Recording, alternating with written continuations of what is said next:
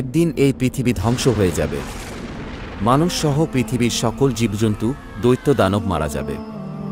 জমিন ও আসমান কম্পিত হতে থাকবে। জমিন ফেটে যাবে, বাড়িগাড়ি পাহাড় পর্বত ধ্বনিত তুলার মতো উঠতে থাকবে। অতঃপর শুরু হবে এক নতুন জীবন, সেই জীবনের নাম আখিরাত।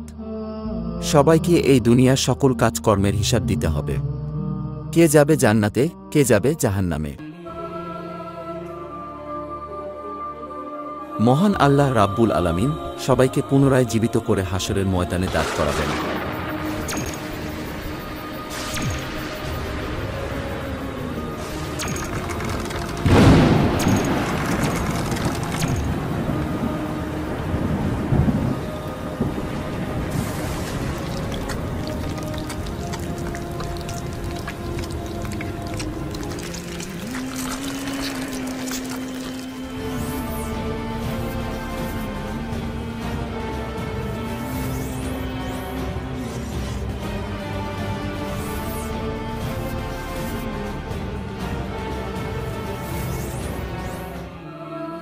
সেদিন প্রত্যেক মানুষকে 5টি প্রশ্ন করা হবে।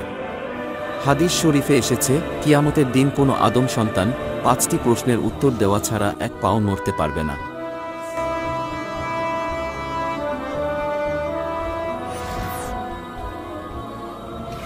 সেদিন তাকে জিজ্ঞাসা করা হবে তার জীবনের লক্ষ্য ও উদ্দেশ্য কী ছিল, এবং তার যৌবনকাল কিভাবে কাটিয়েছে, কিভাবে সে উপার্জন করেছে এবং তা কিভাবে ব্যয় করেছে, তার জ্ঞান বা বিবেক অনুসারে কর্ম করেছে কিনা, আর মহান রবের ইবাদত করেছে কিনা।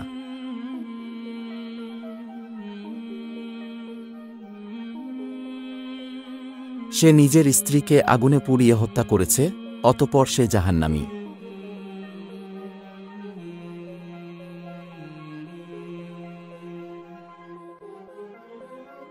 অনেক টাকা পয়সা থাকা সত্ত্বেও দান খয়রাত করে নাই, অথচ সেই টাকা দিয়ে নেশা করেছে, অতঃপর সে জাহান্নামী।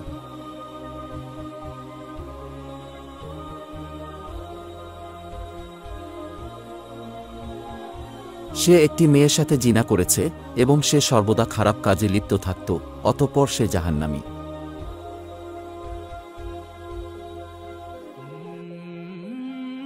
নিজের স্বামী থাকা সত্ত্বেও অন্য পুরুষের সাথে জেনায় লিপ্ত হয়েছে, অতঃপর সে জাহান্নামী। ইসলামের দৃষ্টিতে সুদ ও ঘুষ হারাম, এই হারাম কাজে লিপ্ত হওয়ায় অতঃপর সে জাহান্নামী। আল্লাহ ব্যতীত অন্যজনকে রব স্বীকার করেছে এবং মূর্তি পূজা করেছে, অতঃপর সে জাহান্নামী। যারা তাদের কৃতকর্মের কারণে জাহান্নামে যাবে, তারা অনন্তকালের জন্য জাহান্নামের কঠিন শাস্তি ভোগ করতে থাকবে।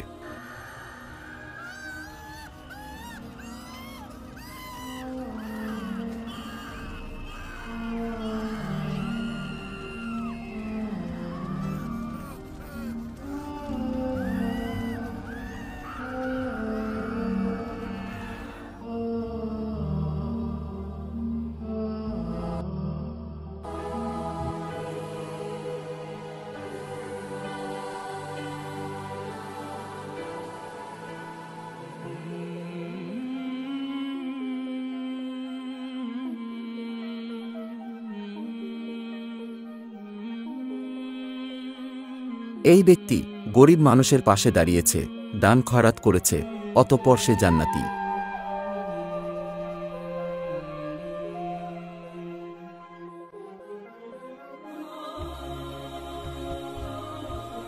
সে হালাল পথে টাকা রোজগার করেছে এবং নামাজ কালাম আদায় করেছে, অতঃপর সে জান্নাতি।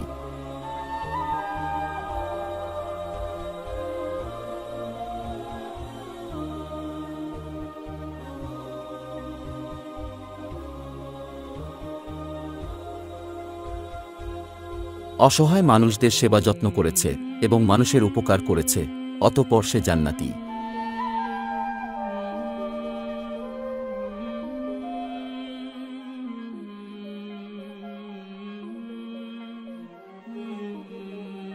কুরআন ও হাদিসের কথা শুনে তওবা পাঠ করেছে এবং মহান রবের উপাসনা করেছে, অতঃপর সে জান্নাতি।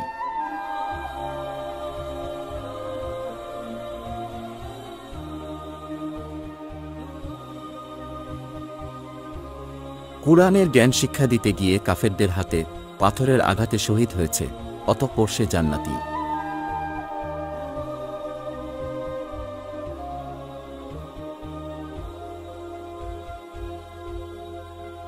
যারা তাদের ঈমান ও আমলের কারণে জান্নাতে যাবে, তারা অনন্তকালের জন্য জান্নাতের নাজ নেয়ামত উপভোগ করতে থাকবে, যা কখনো শেষ হবার নয়।